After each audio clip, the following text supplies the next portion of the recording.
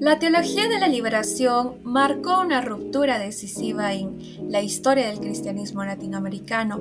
Surgió en los años 60, cuando sacerdotes, comunidades cristianas y también teólogos empezaron a leer el Evangelio desde la realidad concreta de la pobreza y también de la opresión. La teología de la liberación pastoral y violencia revolucionaria explica que esta corriente nace como una respuesta pastoral a la miseria estructural de América Latina. No se trataba de una ideología, sino de una nueva forma de vivir el Evangelio desde la opción de los pobres. Como plantea el autor, era necesario pasar de una pastoral de consuelo a una pastoral de compromiso, es decir, acompañar al pueblo no solo en el sufrimiento, sino también en su lucha por la justicia. En ese horizonte aparece la figura de Camilo Torres Restrepo, quien llevó esta visión a su máxima coherencia. La teología de la liberación pastoral y violencia revolucionaria sitúa a este movimiento en un continente profundamente desigual, dominado por regímenes autoritarios y economías dependientes. Frente a esa realidad, muchos sectores de la Iglesia permanecieron en silencio, mientras que otros eligieron comprometerse con los pobres. En esa misma línea, Gustavo Gutiérrez, en Teología de la Liberación Perspectivas 1971, escribió que la teología no es una reflexión neutra, sino una reflexión crítica sobre la praxis histórica de la liberación. También Leonardo Boff y John Sobrino insistieron en que la fe debía encarnarse en las luchas sociales. El artículo señala que este giro pastoral significó reconocer al pobre como protagonista de su propia historia. Camilo Torres asumió esa convicción hasta las últimas consecuencias. Camilo Torres Restrepo nació en Bogotá en 1929, en una familia acomodada. Estudió Derecho, pero abandonó esa carrera para poder ingresar al seminario y ser ordenado sacerdote en 1954.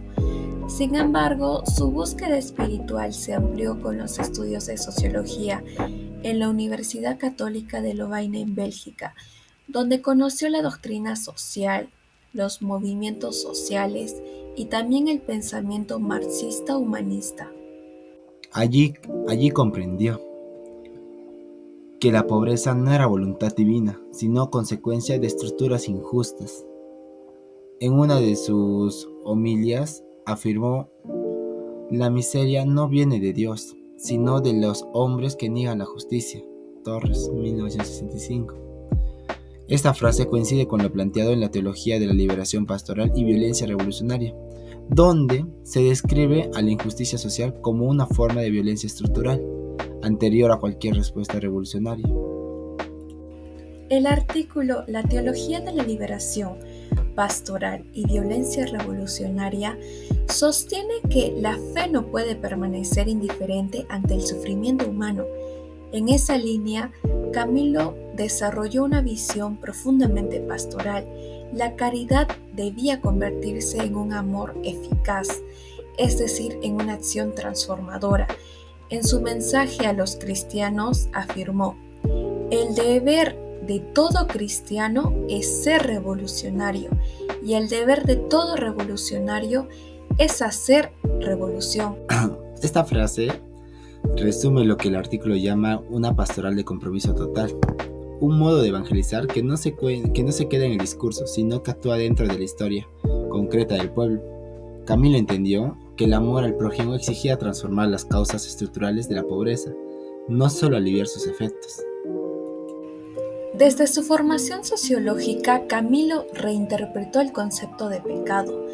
El pecado no era solo individual, sino colectivo y estructural, presente en los sistemas tanto económicos, políticos y religiosos que producen desigualdad. El artículo La teología de la liberación pastoral y violencia revolucionaria coincide en esa idea. La verdadera conversión cristiana debe iniciar con la transformación de las estructuras injustas. Para Camilo, Jesús fue el modelo de ese compromiso.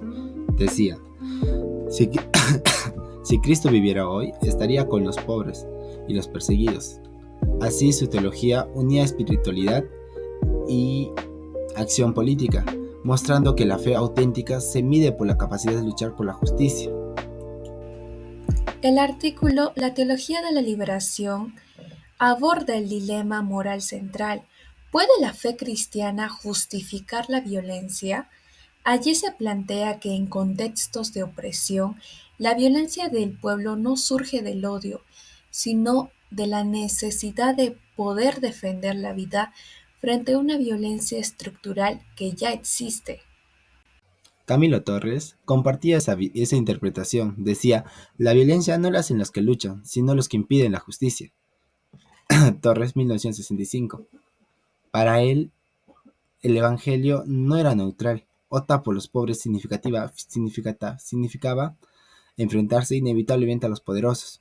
Su ingreso al ELN no fue un gesto impulsivo, sino una decisión pastoral. Quiso acompañar al pueblo, no solo en el templo, sino en su lucha por la liberación. El artículo también reconoce que esta postura generó un debate dentro de la Iglesia. Unos la consideraron incompatible con la fe, mientras otros la entendieron como una forma de vivir el Evangelio desde la historia. Camilo eligió el camino, por así decirlo, difícil, transformar la pastoral en compromiso total, donde la palabra se vuelve acción y la fe se convierte en praxis. La teología de la liberación pastoral y violencia revolucionaria concluye que la teología liberadora no promueve la violencia, sino la responsabilidad ética y política del creyente frente a la injusticia. Camilo Torres encarnó esa responsabilidad con radical honestidad.